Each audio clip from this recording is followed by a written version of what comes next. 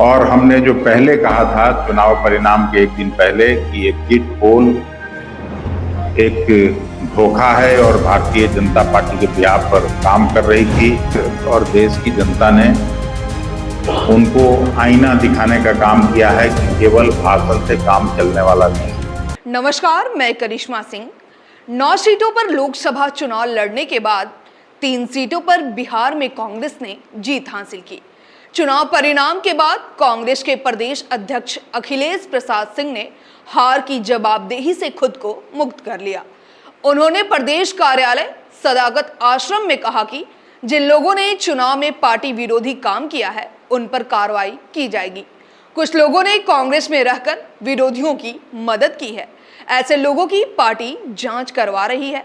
वहीं नीतीश कुमार, चंद्रबाबू नायडू और पप्पू यादव के सवाल पर अखिलेश सिंह ने जवाब देते हुए क्या कुछ कहा, आगे सुनिए। पूर्व विधान पार्षद लाल बाबू लाल, पार्टी के सम्मानित कोषाध्यक्ष आदरणीय निर्मल वर्मा जी, चंद्र प्रकाश जी हैं, राजकिशोर जी हैं, प्रद्युमन राय साहब, मुन्नन जी हैं, मुन्नन जी हैं, सेवादत्त अध्यक्ष संजय जी हैं, हमारे भाई भरत शुक्ला। आज बहुत ही बेहतर दिन है। इस दिन में हम आपके समय लिए बिना अपने सम्मानित अध्यक्ष परमादरणीय डॉक्टर अखिलेश प्रसाद सिंह से आग्रह करेंगे कि आपसे बात करें।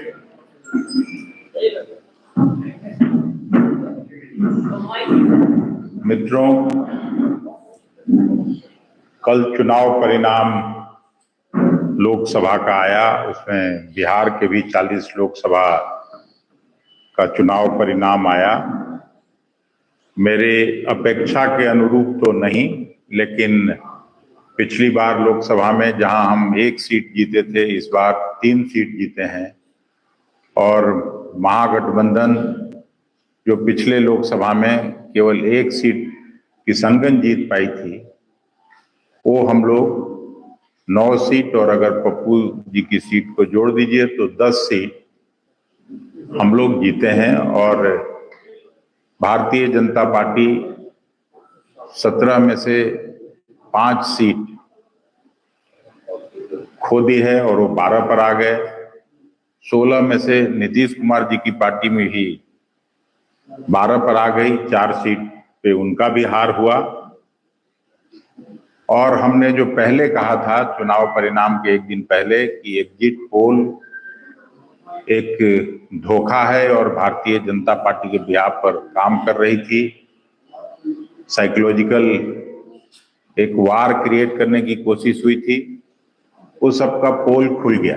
इस नतीजे के बाद कांग्रेस पार्टी उत्तर प्रदेश में विशेष अच्छा प्रदर्शन की है, उसलिए उत्तर प्रदेश के लोगों को तो बधाई देते ही हैं।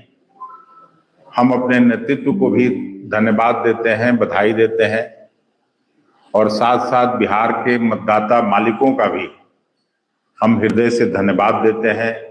इस चुनाव में जो कांग्रेस के नेता, जिन लोगों ने काम किया, कांग्रेस के छोटे वर्कर्स, विलेज लेवल वर्कर्स का विशेष तौर से मैं धन्यवाद देना चाहता हूं। कुछ लोग नहीं आए, कोई बात नहीं, लेकिन हम लोगों का प्रदर्शन संतोषजनक रहा, इस बात की मुझे खुशी है। मोदी जी को पहली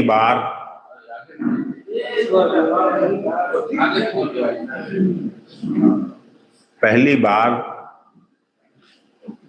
देश में 270 की आंकड़ा भी नहीं छू पाए और बाहर से समर्थन लेके, बाहर से जुगाड़ करके सरकार कौन बनाएगा नहीं बनाएगा अभी निश्चित नहीं है, लेकिन निश्चित रूप से बिहार और देश की जनता ने उनको आईना दिखाने का काम किया है कि केवल भाषण से काम चलने वाला नहीं है। कुछ गड़बड़ियां जो हुई हैं, पार्टी के लीडर्स जिन्होंने काम ठीक से नहीं किया और दूसरी पार्टी को मदद किया, उसकी भी हम जांच करवा रहे हैं। और जो लोग भी गड़बड़ किए उनके लिए उनको केवल मैं इतना ही कहना चाहता हूं कि उनका पार्टी में कोई जगह नहीं होना चाहिए, लेकिन पार्टी में रह के और इधर उधर करें तो ये पार्टी बर्दाश्त नहीं करेगी। ये भी मैं साफ तौर पर कहना चाहता हूं। बाकी आज कोई ये नहीं, राष्ट्रीय जनता दल के भी सारे वर्कर्स को, वाम दलों के भी सभी समर्पित साथियों को भी मैं हृदय से बधाई और शुभकामना देना चाहता हूं। सीपीआई एमएल को विशेष तौर से, क्योंकि उन लोगों ने केवल 3 सीट लड़ी और उसमें 2 सीटों पर उन लोगों को सफलता मिली है, आरा और काराकाट में, तो उनको विशेष तौर से बधाई, शुभकामना। और उनके सारे वर्कर्स जो मिल के नीचे महागठबंधन के साथ काम किए, उनको भी मैं धन्यवाद देना चाहता हूं। और आप सभी साथियों को भी अंत में मैं धन्यवाद देना चाहता हूं कि आपने हमेशा कांग्रेस के पक्ष को भी, महागठबंधन के पक्ष को भी मजबूती से दिखाने और छापने का काम किया। इतना ही कह के आज आपको फिर से नहीं, उसकी जांच होगी। मैं ये नहीं कहा कि कितने नेता हैं, कोई ये नहीं है, लेकिन जिन लोगों ने काम किया वो उनको धन्यवाद। और भिन्न भिन्न क्षेत्रों से जानकारी प्राप्त करके जो गड़बड़ किए होंगे, कहीं ब्लॉक लेवल वर्कर हो, कहीं जिलाध्यक्ष के लेवल पे गड़बड़ी हुई हो, तो उस पे तुरंत डिसिप्लिनरी एक्शन हम लोग करेंगे। नीतीश कुमार की भूमिका को किस तरीके से देखते हैं? नीतीश कुमार की भूमिका को किस तरीके से देखते हैं? लगातार ये बातें आ रही है, नीतीश कुमार आप लोग की तरफ आ सकते हैं, ताला बदल सकते हैं, डिप्टी पीएम की बात आ रही है, कांग्रेस ने नीतीश कुमार से मुलाकात की है, कई बातें निकल रही है। नहीं, देखिए, अभी तुरंत हम लोग अलायंस में चुनाव लड़े हैं, तो अभी सभी लोग दिल्ली पहुंचेंगे, मिलजुल के बात करेंगे, उसके बाद ये सब फैसला होना है। इसका निश्चित उत्तर आज नहीं दिया जा सकता है। नीतीश जी पर भी निर्भर करता है, चंद्रा बाबू पर निर्भर करता है कि वो लोग अपना क्या फैसला करते हैं। लेकिन जो मैंडेट है वो मोदी सरकार के खिलाफ है, नरेंद्र मोदी जी के खिलाफ है।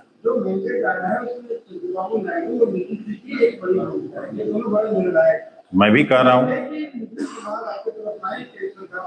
नीतीश जी कोई ऐसा तो नहीं है कि पहले इधर नहीं काम किए हैं। नीतीश जी भी इधर काम किए हैं, चंद्रा बाबू भी काम किए हैं, और दोनों ही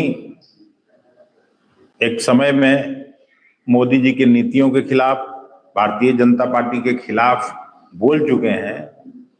देश की जनता के सामने, अपने प्रदेश में सब लोगों ने झेला है।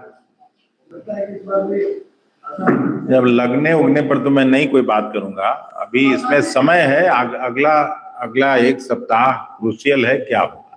कांग्रेस हाईकमान कल कहा कि हम लोग टीडीपी से और टीडीपी से बात करेंगे कि हमारी तरफ आए बहुमत के लिए, क्या इस कोई बात नहीं, इसमें कांग्रेस की अकेली भूमिका नहीं है।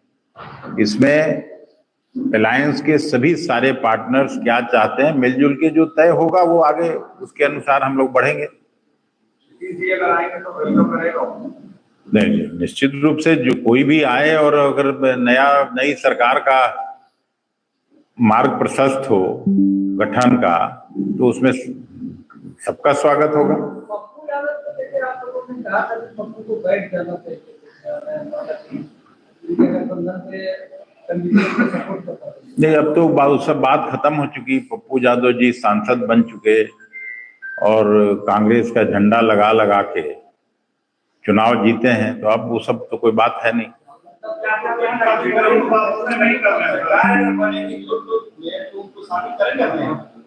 अभी तो हर सांसद से ही तो सरकार बनता है, सांसद की सबको जरूरत रहती है। धन्यवाद।